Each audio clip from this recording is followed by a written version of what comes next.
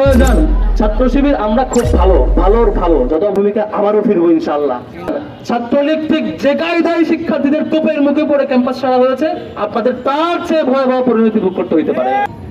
অনেক কথা হয়েছে, কালকে ঘটনা একটু খুলে বলা দরকার।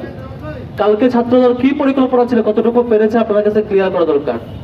এখানে ছাত্রদল গতকালকে সশস্ত্র হামলা করার পর যখন আমরা প্রশাসনকে ইনফর্ম করলাম যে আপনারা শিক্ষার্থীদেরকে উদ্ধার করেন, আপনারা শিক্ষার্থীদেরকে নিরাপদ পরিবেশ দিতে নিশ্চিত করেন, প্রশাসন বাহিরে নীরব ভূমিকা ছিল, সাংবাদিকদেরকে ঢুকতে দেওয়া হয় নাই। রুমে রুমে যে সশস্ত্র হামলা করে শিক্ষার্থীদেরকে আহত করেছে। শেষ পর্যন্ত এই ঘটনা চাপা দেওয়ার জন্য তারা একটা পরিকল্পনা করলো কি একজন শিক্ষার্থীকে টার্গেট করলো, হিন্দু শিক্ষার্থী, তাকে ধরে রক কেটে দেবে। রক কেটে দিয়ে তারপর সাংবাদিকদেরকে নিয়ে এসে ঘটনা চাপাবে যে শিবির রক কাটছে অমুক শিক্ষার্থীর। এই ঘটনার নাটক মঞ্চায়ন করবে। যে আওয়ামী ন্যারেটিভ গত 15 বছর আমরা দেখেছি যে চারপাশ ঘেরাও করে গল্প সাজানো হয়, গল্প সাজানোর 3-4 ঘন্টা পরে মিডিয়া ঢুকতে দেওয়া হয়, সেম হুবহু ঘটনা ছাত্রদল কালকে ফলো করার চেষ্টা করেছে। ভাগ্য ভালো তাদের ঘটনা নষ্ট করে দেওয়ার জন্য শিক্ষার্থী বাড়িটা ছাদ থেকে দ্বিতীয় তলা থেকে লাভ দেয়, আপনি তার পা ভেঙে যায়, তার সেই ভিকটিম হওয়া থেকে বেঁচে যায়। কিন্তু আমরা জানতে পারি তাদের সেই পরিকল্পনাটা। এরপর আমরা প্রশাসনকে ইনফর্ম করি আপনারা একটু যান, পুলিশকে একটু ঢুকতে দেন, পুলিশ আপনারা একটু যান, সাংবাদিকরা যাক, সাংবাদিকদেরকে যাইতে দেওয়া হয় নাই। পুরো নাটক মঞ্চস্থ করার পরে সব রুমে রুমে যে কম্পিউটার ল্যাপটপ টাকা সব লুটপাট করার পরে এরপর প্রশাসন ভিতরে ঢুকলো। তখন ঢুকে লাভ কি আপনাদের? এরপরে পরিকল্পনা করলো এবার তারা তাদের ব্যবহৃত অস্ত্র শিক্ষার্থীদের রুমে রুমে রাখবে, শিক্ষার্থীদের বেডে বেডে রাখবে, শিক্ষার্থীদের লাগেজে রাখবে, রেখে তারা দেখাবে সাংবাদিকদেরকে এই হচ্ছে অমুক অমুক রুমে অস্ত্র ছিল। তাহলে এতক্ষণ ঢুকতে দেন নাই কেন? 3-4 ঘন্টা বন্ধ ছিল কেন? তাদের উপর আক্রমণ করার পর টানা সাংবাদিক এবং পুলিশরা চারপাশে ঘেরাও ছিল, দাঁড়িয়ে ছিল, তাদেরকে ঢুকতে দেন নাই। এই যে তারেক রহমান ক্ষমতা আসার পরে মিষ্টি মিষ্টি আলাপ দিচ্ছেন, সুন্দর সুন্দর কথা বলছেন, রাকিব ভাই দেখা হলে বলেন যে আমরা এখন ভালো রাজনীতি ফলো করার চেষ্টা করছি। তাহলে এই যে আবার ছাত্রলীগের কায়দা ফলো করছেন, আবার ছাত্রলীগের সেই আওয়ামী কায়দার রাজনীতি ফলো করছেন, একটু সতর্ক হয়ে যান ভাই। আপনাদের সামনে আর 15 বছর আন্দোলন করেছেন একসাথে, আপনাদের সবকিছু আমরা জানি। আপনারা এর আগে কেমন ছিলেন আমরা জানি, আপনারা কেমন করে সন্ত্রাসী আচরণ করেন এবং এমন সন্ত্রাসীকে কেমন করে প্রতিহত করতে হয় সেটাও আমরা জানি। ভুলে যাবেন না ছাত্রলীগ আওয়ামী লীগ যখন ফ্যাসিবাদের রুলে ছিল, সব প্রশাসন তার হাতে ছিল।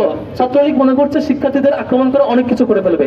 তারা আমাদের নারী শিক্ষার্থীদেরও আক্রমণ করেছিল, হিন্দু শিক্ষার্থীদেরও আক্রমণ করেছিল, সাধারণ শিক্ষার্থীদেরও আক্রমণ করেছিল, শিবিরকে ক্রসফায়ার দিয়েছিল, মনে করেছিল তারা পারবে।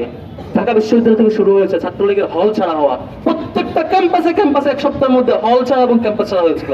এই পরিণতি আপনারা ভুলে যাবেন না ছাত্রদলের ভাইরা।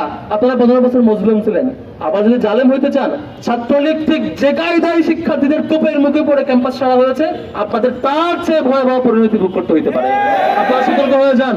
ছাত্র শিবির আমরা খুব ভালো, ভালোর ভালো, যখন আমরা ভালো থাকি আমরা তাদেরকে রেসপেক্ট করি, চলার চেষ্টা করি। যখন আপনারা অতিরিক্ত চাঁদাবাজি আর লুণ্ঠন করবেন, ভালো হওয়ার চেষ্টা করবেন না, কথা শুনবেন না, সঠিক পথে আসবেন না, শিক্ষার্থীদের জন্য কাজ করবেন না, এই লুটপাট আর লুণ্ঠনের কাজ করতে থাকবেন, খুন সন্ত্রাস ধর্ষণ চলতে থাকবে, আমরা আমাদের সেই ছাত্রলীগের বিরুদ্ধে যে ভূমিকা আমাদের ছিল, সন্ত্রাসের বিরুদ্ধে যে ভূমিকা ছিল, সেই ভূমিকা আবারও ফিরবো ইনশাআল্লাহ।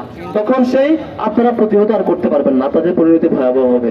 তারেক রহমান সাহেব গত কিছুদিন ধরে তারা বলছেন শিক্ষা ক্যাম্পাসগুলোকে তারা সংস্কার করতে চায়, ভালো পথে রাখতে চায়। শিক্ষা মন্ত্রণালয়ের সব সম্মানিত মন্ত্রী, মাননীয় মন্ত্রী, তিনি বারবার বলছেন ক্যাম্পাসে ভালো পরিবেশ আনতে চায়। যদি আপনাদের দলীয় গুন্ডা বাহিনীকে নিয়ন্ত্রণ না করেন আর এইভাবে সন্ত্রাস আর চাঁদাবাজ আর লুণ্ঠনে ব্যস্ত রাখেন, শিক্ষার ক্যাম্পাস, এই সুন্দর ক্যাম্পাস কখনো ফিরে আনতে পারবেন না।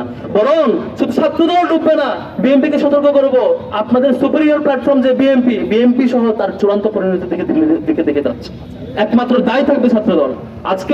কালকে ক্যাম্পাসে এটুকু এমনিতে হয় না, আপনি খোঁজ দেন চারপাশে যে এই যে চারপাশে এলাকা, প্রত্যেকটা জায়গায় তারা চাঁদাবাজি করে, প্রত্যেকটা জায়গায় তারা মাদকের অভয়ারণ্য নিশ্চিত করেছে। তারা এই যে মাদক চাষ, চাঁদাবাজ ক্যাম্পাসের চারপাশে, সাংবাদিকরা একটু ইনভেস্টিগেশন করেন না, আপনারা পাবেন চারপাশে এই চাঁদাবাজি এবং এই যে মাদকের যে ব্যবসা তারা চালাচ্ছে, এটা দিয়ে তারা চলে। তাদেরকে বহিষ্কার করার পরে ক্যাম্পাস ছাড়ছে না, ক্যাম্পাসে তারা যাচ্ছে না।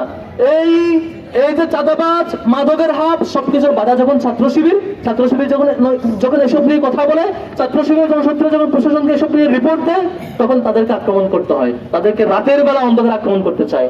ভাই আমরা এই আক্রমণকে ভয় পাই না, আমাদেরকে ভয় দেখায়েন না। আমাদের শত শত শহীদের পথ মারিয়ে আমরা এ পথ আসছি। আমাদের শপথ, জুলাই পরবর্তী সময়ে কোন ক্যাম্পাসকে দখল হইতে দেব না কারো হাতে। ক্যাম্পাস থাকবে শিক্ষার্থীদের হাতে। ক্যাম্পাস কোন রাজনৈতিক সংগঠন দখল করার জন্য নয়, ক্যাম্পাস অছাত্রদের জন্য নয়, মাদকের জন্য নয়। কোন ক্যাম্পাস, সেটা পলিটেকনিক্যাল ইনস্টিটিউট হোক কিংবা অন্য কোনো প্রতিষ্ঠান হোক, ছোট্ট কলেজ হোক কিংবা স্কুল হোক কিংবা ঢাকা বিশ্ববিদ্যালয় হোক, কোন ক্যাম্পাসের কোন পর্যায়ে কোন রাজনৈতিক সংগঠন নিজের অধীনে নিয়ে দখল নেওয়ার চেষ্টা করবে আর আমরা প্রতিহত করব না, এমনটা হবে না ইনশাআল্লাহ।